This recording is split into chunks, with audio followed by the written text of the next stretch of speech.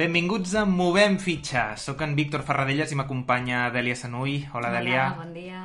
Aquest és el primer capítol d'un espai en el que parlarem d'educació i de jocs. Jocs i educació, un maridatge que té moltes més connexions de les que podem imaginar o percebre a simple vista. A través de diferents episodis explorarem els vincles entre l'aprenentatge i l'activitat lúdica que entenem com un fet cultural. I per què Movem Fitxa? Doncs aquest títol va ser una proposta de la Dèlia i la veritat és que encaixa molt bé amb el que volem transmetre pel doble significat de la paraula fitxa. Si busqueu aquesta paraula al diccionari hi trobareu diverses entrades.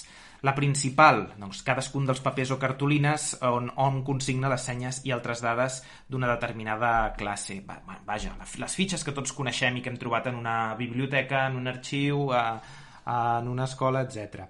Una de les últimes entrades diu peça petita d'os, de vori, de fusta, etc., amb què hom marca els punts que guanya en el joc. Doncs també les fitxes que coneixem de qualsevol joc de taula.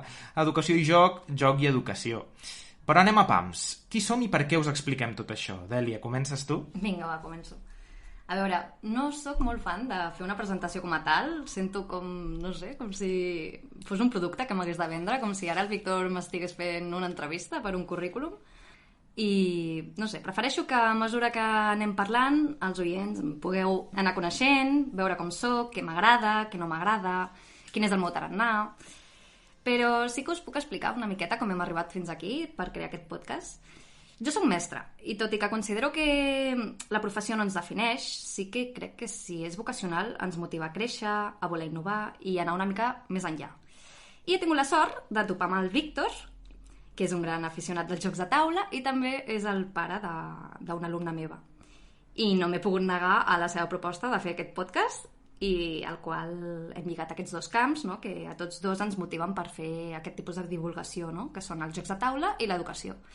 I bé, estic encantada d'estar aquí i espero que els oients ho gaudeixin tant com ho estem gaudint nosaltres. Però ara toca a tu, Víctor. Explica'ns una miqueta què és el que t'ha mogut per arribar fins aquí. Mira, Dèlia, tota Catalunya té un podcast i a mi sempre m'ha enamorat la ràdio. Quan estudiava periodisme sempre havia somiat dedicar-m'hi i per bé que hi vaig treballar un temps, la vida laboral em va portar més al teclat de l'ordinador que no pas a les zones. Aquest podcast és una manera de tornar allà on vaig ser més feliç, en certa manera. Sempre ho diuen, no?, que tornem allà on hem estat feliços. També m'hi porta la meva passió pels jocs de taula, no t'ho negaré, els jocs de taula moderns. Un hobby que cada vegada té més seguidors en aquest país i la veritat és que tenia moltes ganes de divulgar tot el que he anat aprenent aquests anys. I fer-ho a través d'un micro, doncs, em sembla fantàstic. També penso que cal picar molta pedra per fer pedagogia sobre la revolució que han suposat els jocs de taula moderns i, sobretot, reivindicar el joc com a element cultural.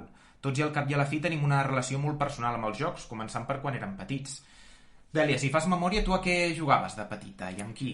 A veure, jo malauradament no era molt de jugar a jocs de taula, però sí que recordo jugar als clàssics amb la meva família, com el Monopoly, la Oca, el Dominó, el Rummikub i el Lince, que m'encantava. I hi ha diversos jocs amb les baralles de cartes, no?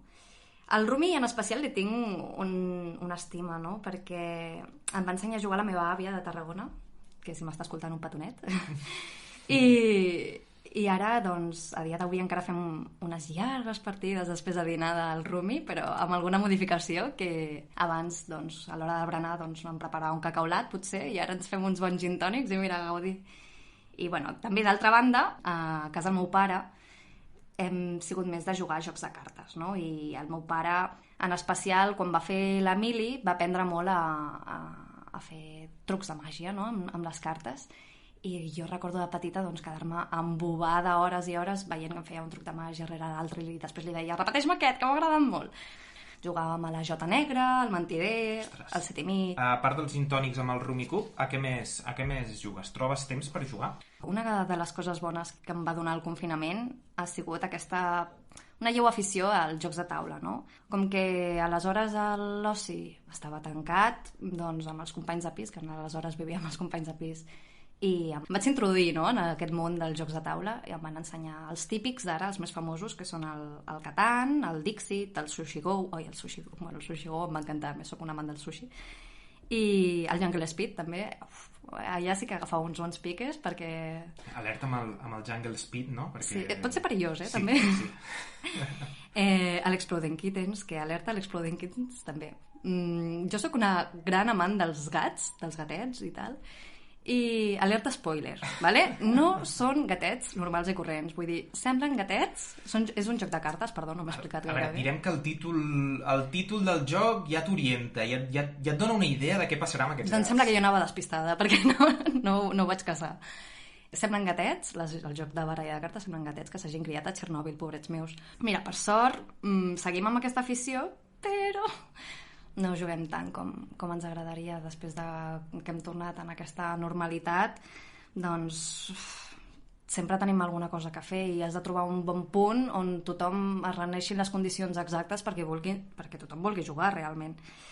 Però, no sé, a mi m'agradava molt trobar aquells moments on ens reuníem i les hores passaven volant i sobretot m'agrada com ser una observadora omniscient, vale? I veure quin és el rol que té cada persona a l'hora de jugar, no? Total, o sigui, té un element psicològic, veure si algú s'enfada o no. I aquí és més conciliador, d'altre que es frustra de seguida. A tu t'agradarien els jocs de rols ocults? Això ja, al llarg dels capítols, jo crec que Ja m'ensenyaràs. convertiràs en una fan dels jocs de taula, indiscutibles. Bueno, de fet, mira, aquest cap de setmana he quedat amb un amic que també és molt fan i li vaig comentar això del podcast i tal, li va fer molta il·lusió i em va dir, Dèlia, si comences en aquest món no pararàs. O sigui, jo també vaig començar amb aquests que dius tu del Sushi Go, que són més dinàmics i tal. És una passada el Sushi Go, Però t'acabaràs cansant i voldràs una miqueta més, i una miqueta més, i una miqueta més, i acabaràs entrant amb els rols de Ciudadela se't quedarà petit, voldràs anar una miqueta més enllà i... Ciudadela és un altre gran joc, sí, sens dubte. Em va agradar molt, el vaig provar aquest cap de setmana i està bé. Ciudadela és un joc de cartes i és de rols. De fet, cada torn tens un rol diferent, sí. No? Pot ser un torn ets el rei, un altre ets l'assassí, l'altre pot ser una bruixa. Has d'entendre molt bé cada rol perquè després en el torn següent l'has de saber jugar bé. Exacte.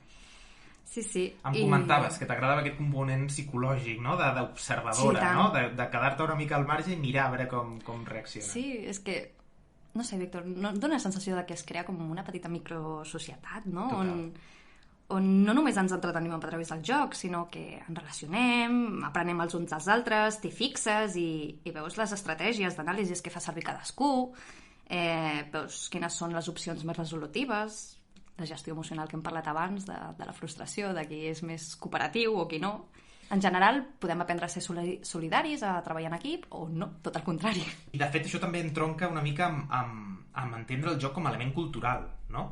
De fet, si anem a l'arrel, que al final és anar a l'origen de les coses, la paraula cultura prové del llatí, que vol dir cultiu, conreu de la terra, però nosaltres l'hem agafat i en lloc d'aliments, la cultura fa referència al conreu del coneixement, tot allò que aprenem de tots els àmbits de les humanitats, la literatura, la ciència, la història, l'art, la filosofia. Hi ha moltes maneres d'acostar-se a aquestes disciplines i el joc és una d'elles.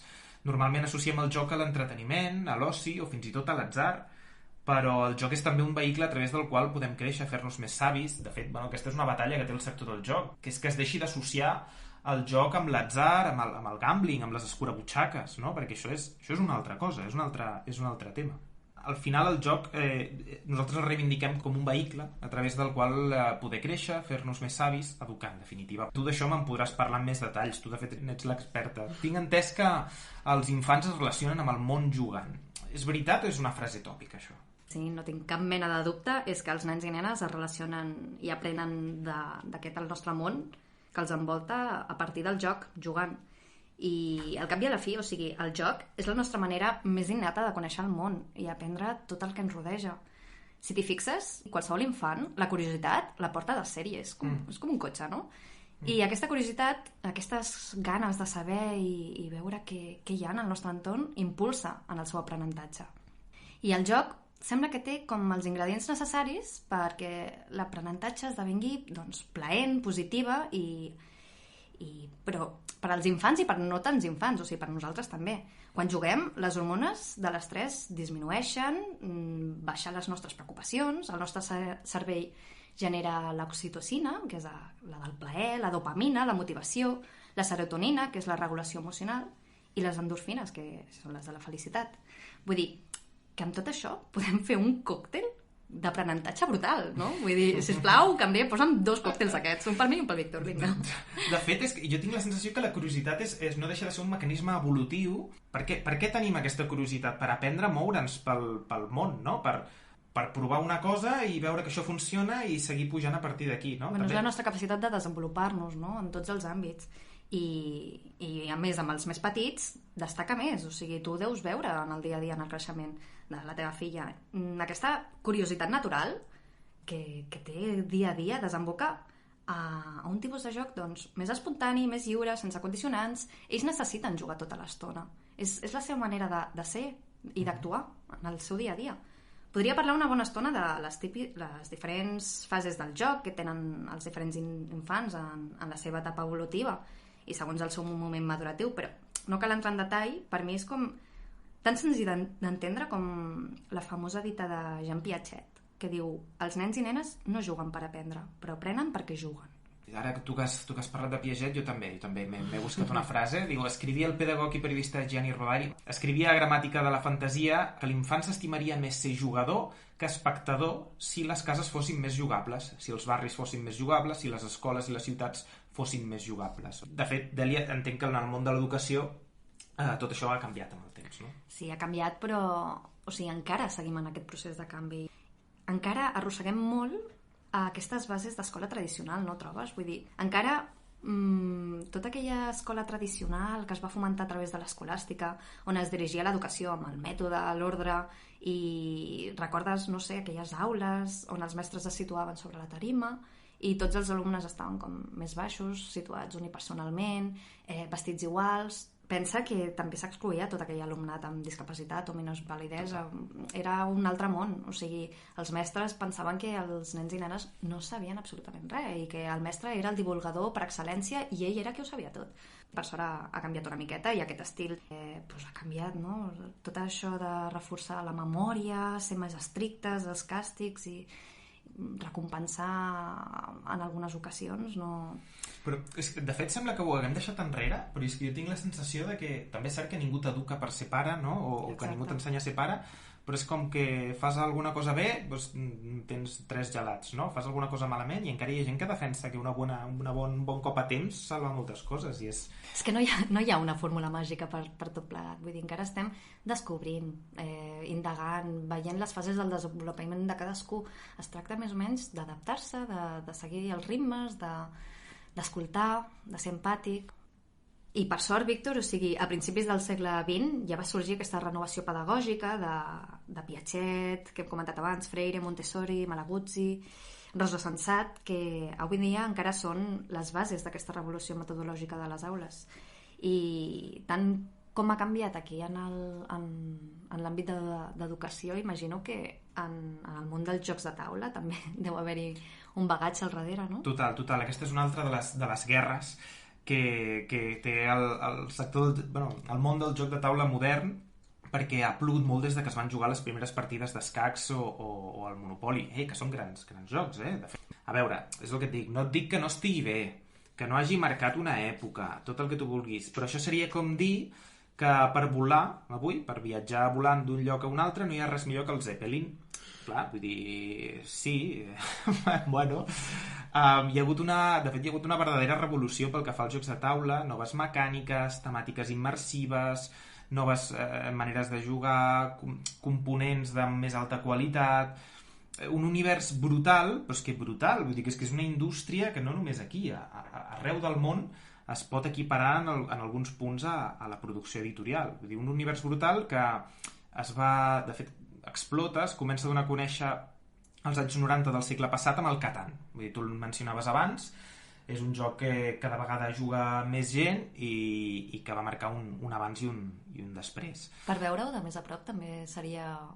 Per exemple, els escape rooms també van aparèixer d'aquesta manera tan... Sí, va ser un boom. Exacte. I tampoc és que necessitis una tecnologia superavançada per fer-ho, no? I el món dels jocs de taula moderns, doncs mira, és el que et deia, si des dels anys 90 fins ara les dades parlem de negoci, no de tinc un cosí que juga molt als jocs de taula, no, si ens posem a mirar les dades de negoci en detall, si mirem la quantitat d'editorials que han sorgit al llarg dels darrers anys en aquest país, és que les dades són faents, vull dir, és un univers que, per molt que encara sembli una cosa molt de nínxol, encara té molt de potencial per créixer. A Europa els que porten la iniciativa d'aquesta revolució del joc modern són els alemanys, però l'afició s'estén ràpidament per tot el continent. Ja en parlarem al llarg dels programes. De fet, jo crec que el Catan es mereix tot un programa, a veure si emboliquem algú perquè ens en parli. De fet, jugar és una activitat molt relacionada amb l'aprenentatge al llarg dels primers anys de vida de qualsevol ésser humà, però no és una activitat restringida a la infància. De fet, aquest és un dels molts tòpics que es relacionen encara amb el joc, que el joc és cosa de nens, no? No obstant això, la indústria dels videojocs, això que comentàvem, el boom de les escape rooms o el gran nombre de jocs de taula que es publiquen cada mes indiquen que jugar no és només cosa d'infants. No sé, Dèlia, si tu, per exemple, has anat a una botiga o a una gran superfície, doncs, segurament t'hauràs trobat que hi ha un munt de jocs a les estanteries. Sí. Tu, de fet, abans, quan ja has parlat, has mencionat una bona mostra d'un munt de jocs. I de fet, això encara és una llista petita. Total. El joc, de fet, i tornant a vincular-lo amb el que ens ocupa, que és amb l'educació, no deixa de ser una simulació que ens permet posar a prova les nostres capacitats físiques i intel·lectuals, superar reptes en equip o competint en solitari, de fet.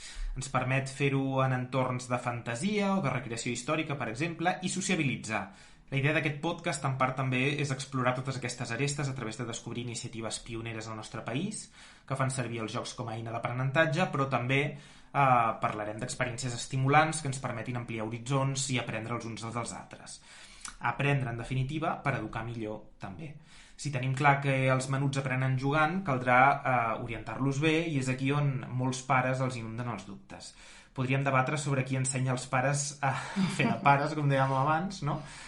Com cal resoldre els conflictes amb els petits, això és un gran tema. Jo aquí espero que m'il·luminis molt, Dèlia, també. Tot aquest podcast és una maniobra, és una liada perquè m'ensenyis a com gestionar tot això, totes les rabietes, tot I mira que n'hem parlat, d'aquest any. Ostres, sí, però és que a vegades és... Sí, és difícil. És complicat. Per exemple, Dèlia, tu que et passes la major part de la teva jornada laboral relacionant amb infants, diries que t'has d'adaptar a ells per connectar-hi? Seria com no sé, parlar un altre idioma? Jo estic a la franja d'edat d'infantil, no? Que es comporta dels 3 als 6 anys, i bé, aquest curs he estat amb P3. Bueno, que ara el currículum ha canviat, ara ja no és P3, ara és I3, que és infantil 3, i l'any que ve, aquest curs, començarà I4. I, a veure, això que has dit abans de que parlem un altre idioma, no va per aquí, però potser s'assembla. Es tracta d'adaptar-nos una miqueta al seu registre. O sigui, per mi, sobretot a infantil, es tracta d'adaptar-se al registre de l'infant i veure que per mi són com personetes, no? Que són personetes que actuen i que fan d'acord amb la seva etapa madurativa, no? Llavors, tant pares com mestres coneixem quines són les característiques d'aquesta etapa madurativa. Sabem que hi ha emocions, que hi ha vocabulari, que hi ha tons, que hi ha límits, sobretot, que encara no coneixen ni regulen. Es tracta d'anar orientant-los, d'anar recolzant-los, d'estar al seu costat i acompanyar-lo dia a dia, per mi, amb tot l'amor i el respecte possible. Per mi aquesta seria la base, no? Després suposo que et tocarà xerrar amb els pares. Diries que és més fàcil o més difícil de comunicar-se amb els pares? No sé, Víctor. A veure, hi ha de tot, com a tot arreu, ja ho saps. Depèn del context i de la situació de cada família, però sí que és veritat que a vegades parlar amb algunes famílies resulta una mica complicat. Pensa que són temes delicats, parlar sobre els fills i les filles, no? Però el que sempre s'ha d'intentar fer és parlar... Bueno, jo intento parlar des de l'empatia i des del respecte sempre, perquè hi ha un gran punt aquí, ¿vale? Jo no soc mare ni pare i desconec realment quin és el context real que passa a casa vostra, les vostres emocions, les vostres sensacions, i m'ho podeu explicar, però és ben diferent viure-ho 24/7. Imagino que en algun moment ja em tocarà ser mare, pare, el que sigui. Ara és quan la meva parella s'està posant les mans al cap. Enviem una abraçada des d'aquí. Sí. Em diu, Dèlia, keep calm, pren-te un calma, sisplau. El que volia dir amb tot això és que, clar, jo també em passo 8 hores a l'escola amb ells i sé quin és el seu tarannà, els conec, bé, els oriento, però vull diferenciar una miqueta la situació i el context que viuen els infants a dins de l'escola i el que viuen a casa.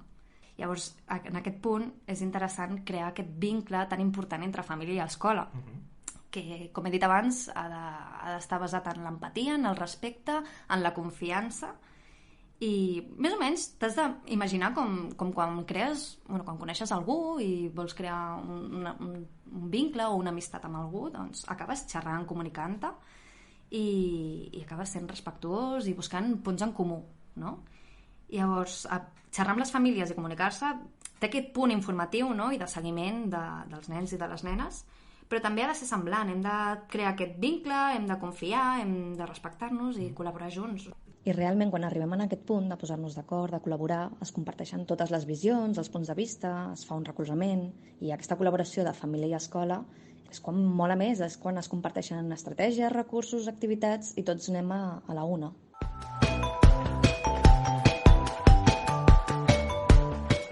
Movem fitxa, el teu podcast de jocs de taula i educació.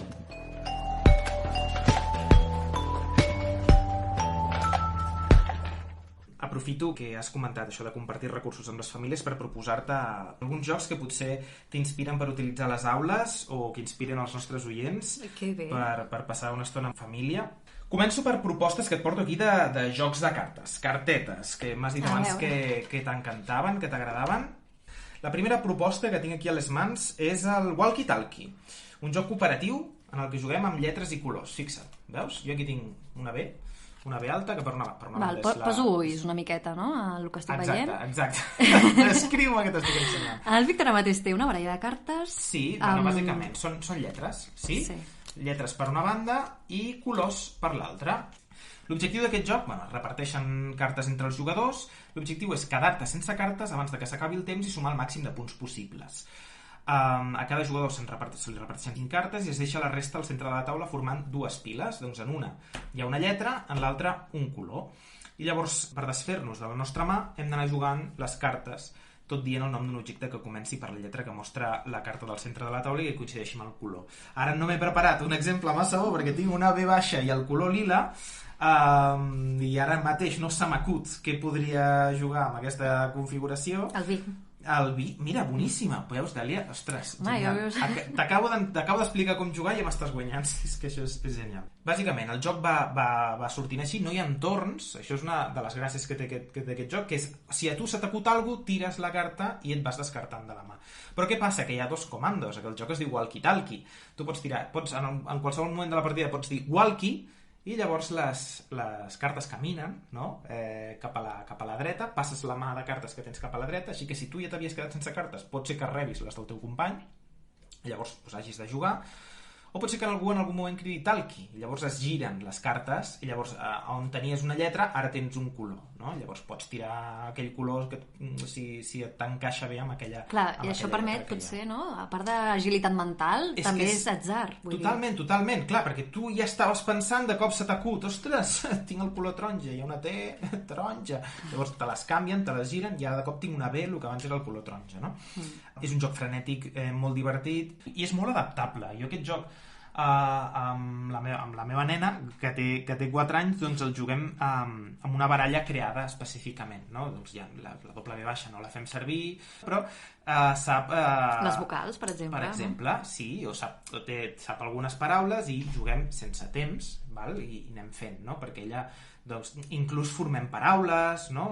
Amb el joc, i les associem amb colors, vull dir que al final és tota la versatilitat que pots tenir amb un joc de cartes, no? Jo estic segur que tu se t'acudirien 1000 coses per fer. Ara li estic donant voltes. Atenció, claustre, pròxima adquisició, Walkie Talkie. M'ha agradat. Walkie Talkie.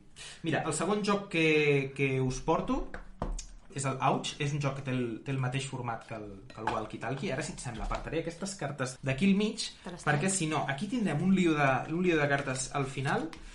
Mireu, aquest, l'Ouch, és... Què veus, Dèlia? Aquí ara mateix. Tens... Cactus, no? Hi ha algunes floretes. Sí, i Ouch és una onomatopeia del que passarà si et punxes amb un d'aquests cactus.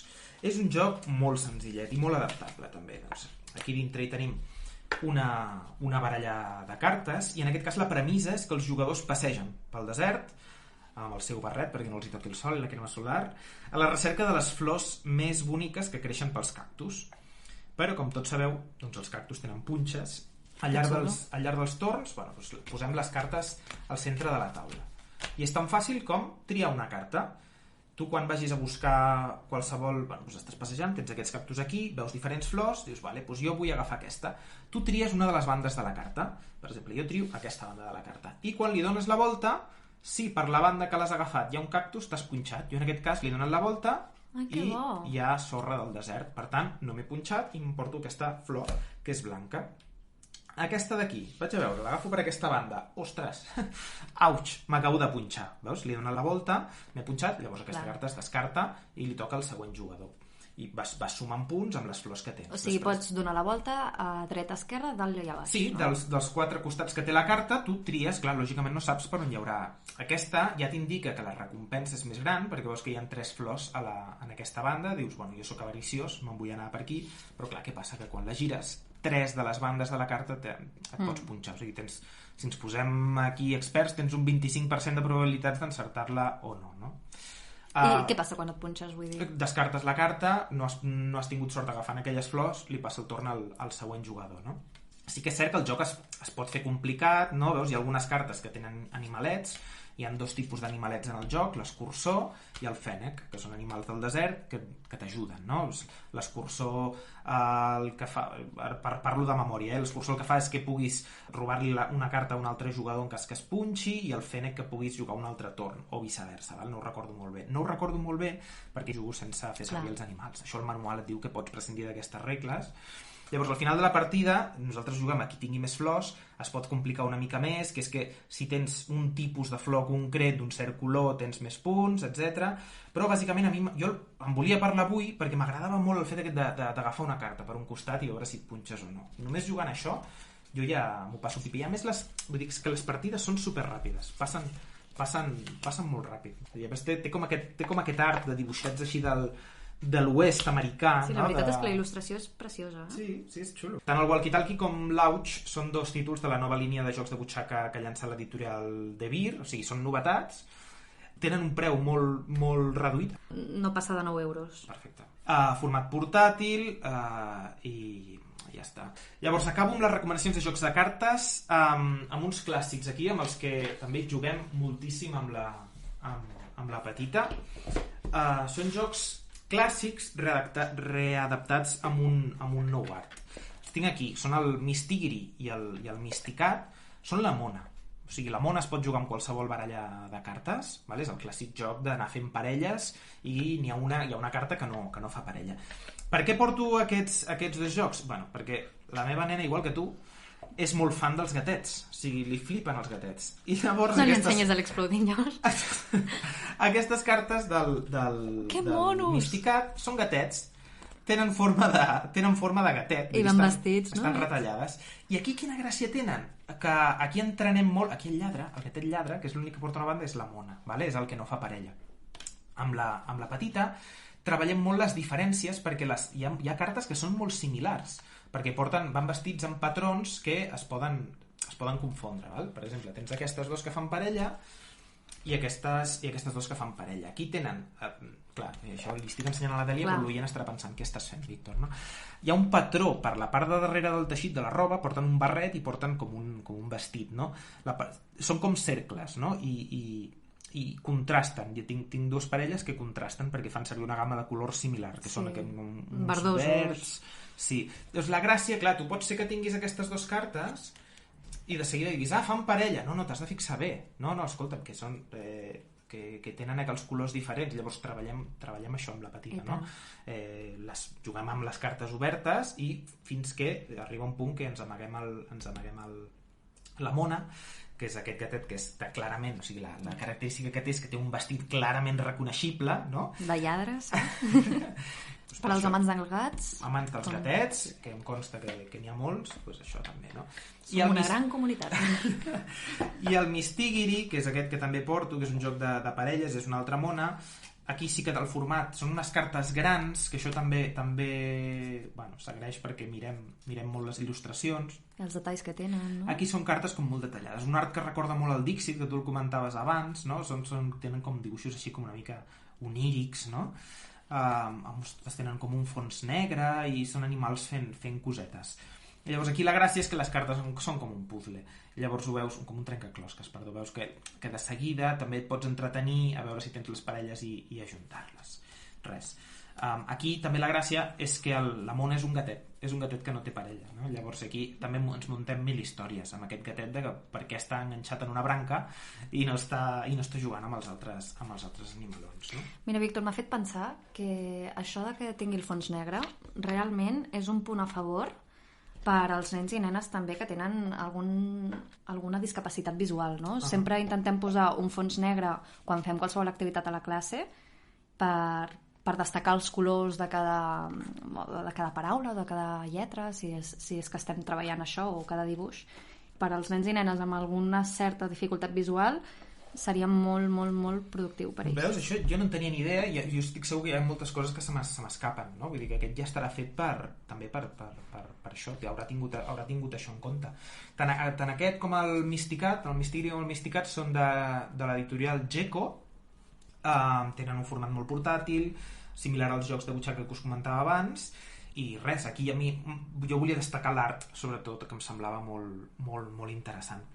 Escolta, m'estic igual liant molt a parlar d'això, però és que ja tinc aquí damunt de la taula un joc amb daus de peluix i 2 jocs de taula. Els explico molt ràpid i tu em talles, Dèlia, en qualsevol moment. Aquest joc que tinc a la mà tinc 2 daus de peluix, em falta el tercer, però que està per l'habitació de la petita i no l'he trobat, val? Però aquest joc el vam comprar pel peluix. Així els tirem a terra, no molestaran al veí, no té cantos, perquè són daus grans, vull dir que t'ocupa tota la mà, aquest dau que tens a la mà ara mateix. Què passa? Que jo el vaig comprar només per tenir els peluixos, però és que hi ha un joc darrere. Quan em vaig anar a llegir les instruccions, és un joc que es diu Stoplight, semàfor, en anglès, i el component principal són 3 daus de mides diferents. Tens el dau vermell, que és el més gros, el dau groc, que és de mida mitjana, i el dau verd, que és més petitó. Aleshores, tu per jugar tires els 3 daus i és per anar ràpid, aquí hi ha 3 regles bàsiques. El dau més gros ha de mostrar el resultat més gran, el dau més petit, el verd, ha de mostrar el resultat més petit, i el dau groc, que és el mitjà, ha de mostrar un resultat entremig dels dos. També compten els empats. Per exemple, si jo en el dau gran, que és el vermell, trec un 6, en el dau groc, que és el mitjà, trec un 4, i en el dau verd trec un resultat més baix, un 2, de seguida hauries d'anar a tocar els 3 daus perquè compleixen la regla. En cas d'empat, si hi hagués el dau més gran i el dau mitjà mostrant un 6 i el dau més petit un 2, també complirien la regla perquè els empats ens valen. Sí? Què passa si no es compleixen les regles? O sigui que de cop el dau gran treu un 1, aquest dau treu un 4, el mitjà, i el dau més petit treu un 6. És a dir, no es compleix cap de les regles. Stop! Parem, hem de cridar stop. Llavors la primera persona que ha cridat stop s'endú 3 punts, no? Aquí al final guanya, aquí s'endú 10 punts. Es pot complicar més el joc, les regles diuen que segons quin punt aquestes 3 normes bàsiques es poden canviar i que de cop sigui el dau gran el que hagi de mostrar el resultat més petit, però jo com que el jugo amb una nena de 4 anys adapto les regles i ens saltem això de l'stop i ens centrem a veure que el dau groc tingui un resultat que estigui entremig, a entendre que 6 és més que 2 o 6 és més que 5 i entendre-ho amb una nomenclatura que no és l'habitual, perquè la meva filla reconeix el número 6, que té la forma característica del número 6, però aquí tinc un dau amb 6 punts. Llavors, què passa? Ella al principi els comptava i ara quan surt el 6 ja sap que és un 6 directament, no? Llavors, jo el porto com a jugador, però com que tinc una mestra davant, jo no sé si... Clar, jo moltes vegades em trobo que... Jo igual li demano que faci coses que no pot fer per l'edat que té. Vull dir, això jo no en tinc ni idea, no? Però sí que veig que ella m'agafa el guant, o sigui, que té ganes de... Clar, les primeres vegades s'equivoca o no sap de què li estic parlant, però de seguida ella vol tirar els daus i de seguida reconeix si el dau petit té el número més petit perquè només té un punt, no? Vull dir, això és molt fàcil si passa això. Clar, potser que si es dona una circumstància una mica més difícil ella ja es lia, però tornem a jugar. Sí, jo com ho he vist, Víctor, o sigui, xapó, m'has donat una idea, perquè aquest any en principi tornarem a reprendre els ambients d'aprenentatge que fins ara amb el confinament ho teníem parat, i aquest any em toca l'ambient de joc matemàtic. I quan he vist aquest joc tan sensorial, tan divertit, i que es poden enllaçar amb tantes coses, o sigui, vull dir, el que m'has explicat abans de fer correspondència numèrica amb els punts dels daus, es pot fer amb punts, amb pals, això que em portes tan brillant. Això venia amb el joc, el que passa que ho vam separar el primer dia, que són les fitxes amb les que comptes els punts. El Víctor acaba de treure una bosseta amb diamants de color verd, groc, i clar, això és impressionant, per ell. Aquests components els fem servir per tot, per comptar i tal, però en teoria, si guanyes punts, són de 3 colors, de verd, vermell i groc, que són els colors dels daus. Si tu guanyes punts perquè has posat la mà en el dau vermell, t'aportes el punt pel dau vermell, no? I els vas sumant fins que arribes a 10. Que xulo. Clar, això és molt xulo també. Amb ella li feia molta il·lusió. Cada cop que anàvem tirant els daus, ella volia comptar quantes peces tenia, no? I veure si anava guanyant o no? Vull dir que això també... A mi això... Jo com a jugador, i ara aquí ja entra el Víctor Friki, el Víctor jugador de jocs de taula, a mi que els jocs tinguin aquests components, això que tu deies, tan sensorial, perquè és tot el contrari del dau de peluix. I això és una... Són diamants de plàstic molt brillants, amb moltes arestes, durs, i és tot el contrari al dau de peluix, però no sé, se'm fa com molt... És el premi verdader, que realment es volen endur, vull dir, incita molt a... Escolta, m'ho vaig a prendre en sèrio. Parlant de coses xules al tacte, el meu primer fruiter, mi primer frutal, i és un joc super senzill, vull dir, a nivell de mecànica l'únic que fas és tirar un dau, val? O sigui, tu tens 4 arbres fruiters, que els tens en cartró, tu els poses damunt de la taula, i fas un caminet, perquè figura, no?, que nosaltres anem a recollir la fruita. Simplement fas un caminet pel que transitarà el corb, que és el que figura que es va a menjar la fruita que nosaltres estem intentant recollir. I tu vas tirant un dau cada torn, el dau té colors que fan referència a les fruites que hi ha, un cistell, que és el comodí, i el corb amb el qual avances aquesta fitxa del corb a través del camí. Si el corb arriba al final del camí, figura que s'ha menjat les fruites i perds. Si tots hem aconseguit recollir les fruites, doncs guanyes, val? Però aquí quina és la gràcia d'aquest joc? Mira, agafa això, Dèlia. La pometa. Són aquestes fruites, són de fusta, són grans, i llavors hi ha 4 tipus de fruites. Hi ha 2 tipus de pomes, pomes verdes i pomes vermelles, i hi ha com una mena de prunes, nabius, no sé quina fruita és això. Dèlia. Nosaltres li diem... Té forma de mango, però té el color d'un nabiu, no? Sí, és que com que és tan gran, jo no sé... Clar, un nabiu és més petit que això, sí. Però bueno, és igual, és... Bueno, dona joc a la imaginació. Sí, tots tenen un tacte així com molt... Són com fruites molt rodonetes, que està pensat per nens i nenes, val? I la gràcia és com ho van agafant i com ho van posant en aquest cistellet. No ho sé, vull dir, ja us dic, a nivell de mecànica és super senzill, tires aquest dau, que és un dau gran, sense arestes, i llavors nosaltres ens emocionem, no? Inclús quan surt el corb, fem el soroll del corb quan avança, no? I de fet, si t'hi fixes aquí, nosaltres també li hem donat una volta a aquest joc. Vaja. I hem figurat que heu de treure bitllets fets a mà. Res de monedes, veig un euro dibuixat en un paper. No, però tens coses rares, que també és un bitllet de 3 euros, vale? Mira. La gràcia és que quan recollíem la fruita, després la veníem i fèiem la nostra pròpia paradeta de fruites, i aquí regatejàvem. A vegades...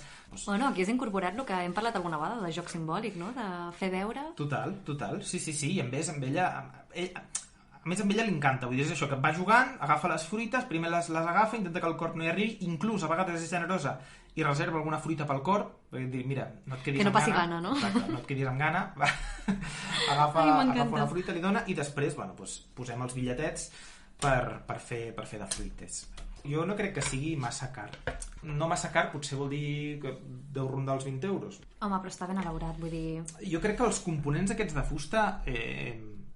no sé, jo és que ho valoro molt, això. Més enllà de si la mecànica és més o menys complicada o no, a mi, no sé, ens ha fet passar molt bones estones, i Java no ens paga res, vull dir que això ho diem perquè hi creiem. I bé, l'últim joc, ara ja sí, el meu primer fruiter era un joc potser per infants més petits, no sé, a partir de 2 anys. El joc que porto ara és per nens una mica més grans, i de fet el poden jugar adults perfectament, i és tot un repte. Volia portar un joc de caixa gran, i és aquest laberint màgic de De Beer. De Beer acaba de reeditar aquest joc, per això el porto també, perquè es pot trobar entremig de les novetats que inunden els prestatges de les botigues de jocs, doncs hi ha aquesta reedició, i aquest joc és un clàssic, va sortir fa 10 anys, i Dèlia, abans parlàvem de màgia. Aquest joc és màgia, pura i dura. Clar, però com m'has dit que eren... mira, de 2... A partir de 6 anys, no? A partir de 6 anys, però jo el jugo amb la petita de 4, adaptant-lo una mica, però el juguem. De fet, posa de 6 a 99 anys, és a dir, que la teva àvia de Tarragona el podria jugar, també. És un joc... A veure, el truc, ja us el desvetllo, val? Són els imants. Jugues amb la caixa mateixa del joc. I és un laberint màgic. Què vol dir? Que és un laberint en el que no hi ha parets. Llavors té aquests peons, si els vols anar obrint, que aquí són ja part de la màgia. I això jo ho he vist per l'escola, també, alguna vegada, que són unes boletes metàl·liques. Llavors, tu aquí muntes un laberint subterrani, val? Amb unes peces de fusta que poses damunt d'un cartró enreixat, no? Com si diguéssim que té com uns forats on vas posant posarem una de mostra. Per exemple, veus? Poses aquesta peça de fusta aquí i això serà una de les parets invisibles que tindrà aquest laberint. Tu poses això a sobre, llavors tu ara agafaries aquest peó que tens a la mà, el posaries a un dels extrems del laberint i gràcies a l'imant que incorpora es queda la boleta enganxada a sota. Que xulo! I llavors tu t'aniràs movent pel laberint a la recerca d'una sèrie de símbols, uns símbols que són aquests mateixos símbols que hi ha impresos al taulell, però que els tens en forma de fitxes petites. Val? Aquí, per exemple, doncs ens ha sortit el raig. El posaries aquí damunt i llavors els jugadors, des de les puntes, intenten arribar fins a la fitxa, anant per les parets. Però, què passa? Hi ha parets invisibles. En el nostre cas, jo n'he posat una de mostra, que m'ha quedat aquí baix, però això no s'hauria de poder fer. Poso un altre aquí. Mira, poso el verd, agafaré aquesta boleta, i tu t'has d'anar movent per arribar fins aquí i tu tires un dau que hi ha per aquí i et mous el número de fitxes seleccionades. Què passa? Que en algun moment travessaràs una de les parets invisibles i aquesta bola cau i llavors, com en el billar, va parar en una de les puntes. Llavors això et dona la idea de que has passat una paret invisible.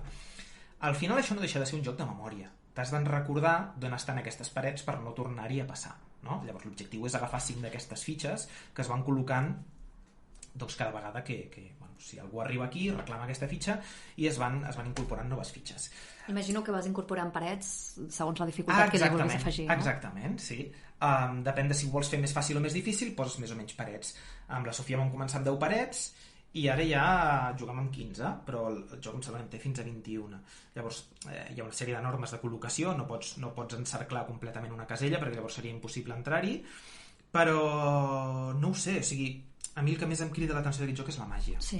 Dèlia, perquè és que és clar, jo com li expliques a un infant com funciona el magnetisme, eh? No t'ho sabria jo ni explicar-li a un adult, però el fet aquest de que misteriosament, màgicament, la bola que hi ha enganxada amb un imant al peó es deixi anar perquè has passat per una paret invisible, o sigui, vol dir que has xocat, doncs això, és màgic, no? I per això el laberint màgic.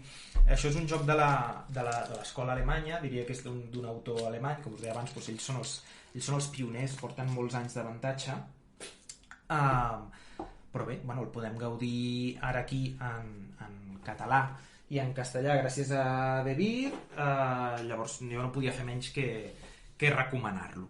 I res, ja... Et dic la meva perspectiva, a mi m'han encantat tots, o sigui, però ara em posicionaré cap a aquests jocs més sensorials. Aquest últim que m'has presentat, amb aquest efecte tan màgic, vull dir, ja poden ser d'infantil I3, I4, I5, que mantenir aquesta màgia del 6 cap amunt, per mi també és primordial, que a primària i més endavant no es perdi, no? Aquesta sensació d'anar jugant. I, de fet, vull dir, és el que et deia, jo crec que adults el poden jugar aquest joc perfectament, perquè no deixa de ser un joc de memòria, jugant-lo lògicament amb el nivell de dificultat que toca, amb totes les parets a sota, però és que és tot un repte. Jo ho he provat i a la que intento rememoritzar més de 6 parets em costa molt, o sigui...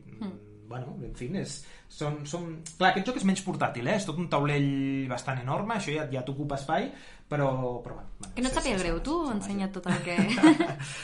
Ja n'he fet un munt. Dèlia, et passo ara el torn, ara et toca a tu. Estic segur que ens pot recomanar un munt d'activitats creatives per fer amb els més petits, ara que no han d'anar a escola. Jo ho dic això pels oients, però és que jo ho sé, perquè a mi la resta de pares de l'escola, la Dèlia ens va enviar 40 activitats per fer amb els infants. No? Propostes, però que jo vaig agrair moltíssim, perquè és allò que penses... A mi m'agrada molt jugar a jocs de taula, però potser podem fer més coses, no? amb els nens que jugar a jocs de taula. Sí, eren propostes més que res adaptades també a l'etapa madurativa, no? del curs que em tocava, no?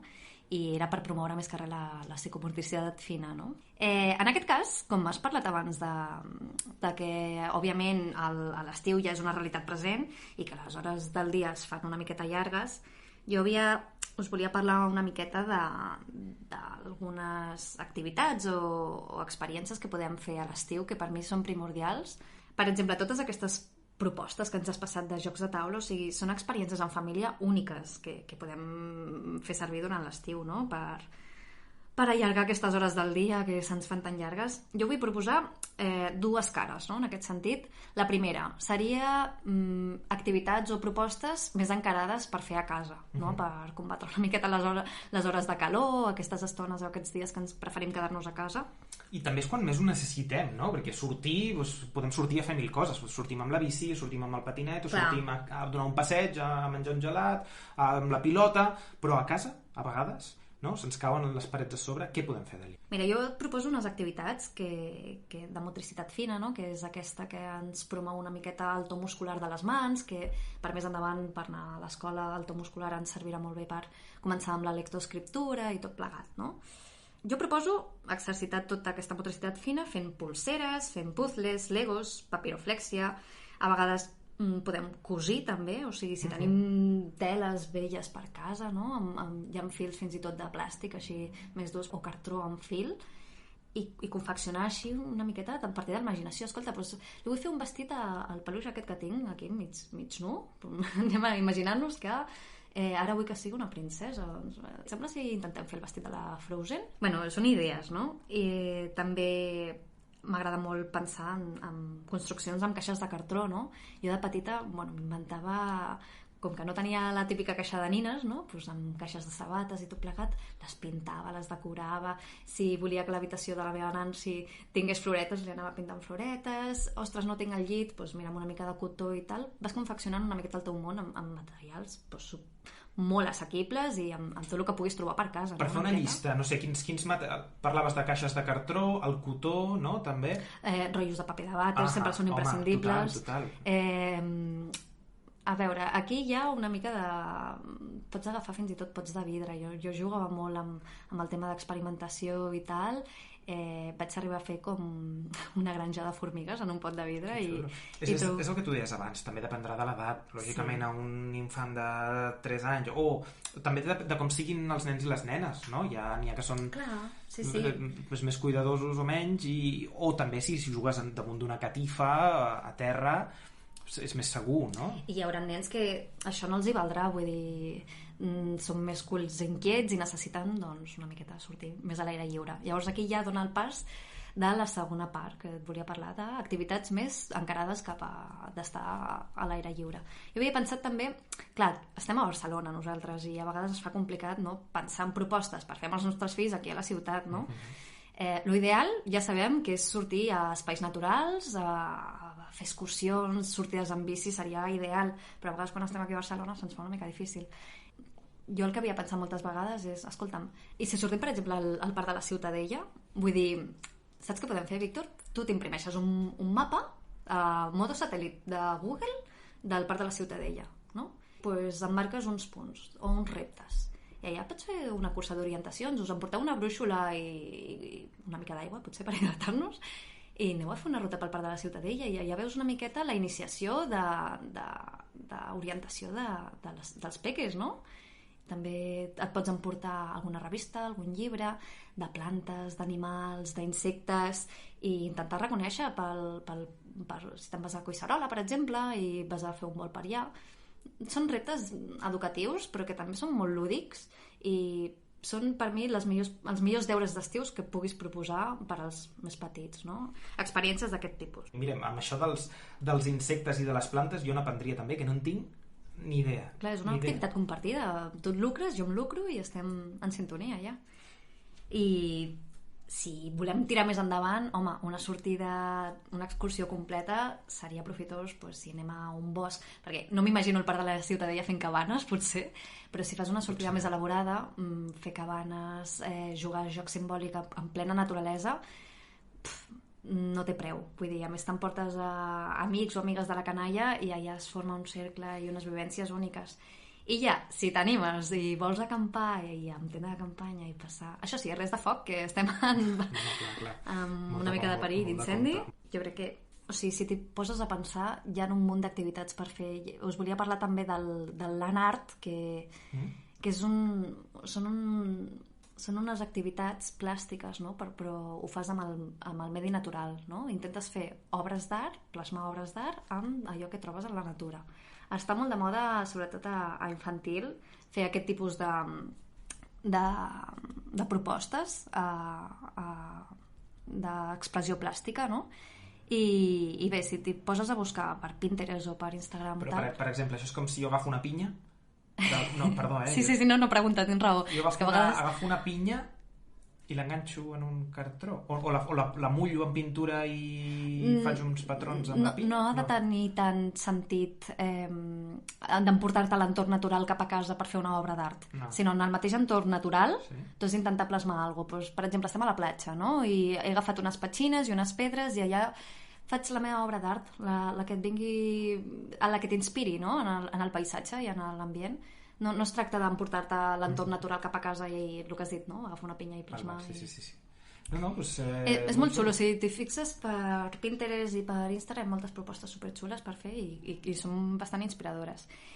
També el que t'he parlat abans de fer la granja de formigues, o sigui, crear durant l'estiu un hàbitat natural per observar, per valorar, per aprendre sobre qualsevol cosa, sobre plantes, insectes, peixos, granotes. Pots crear un hàbitat amb una peixera o amb el que sigui, d'agafar un capgròs, veure quin és el seu procés, comparteix amb els pares, amb els amics. Després, si la mestra t'ha dit, escolta, de cara a l'estiu fes un diari personal del que t'ha passat a les vacances, doncs mira, he vist créixer el meu capgròs, o un peixet que vam comprar, bueno, ara ja no es compren a les Rambles, però ja m'entens. Tot plegat crec que són experiències que s'han de viure per l'estiu perquè conformen la part del desenvolupament total, no?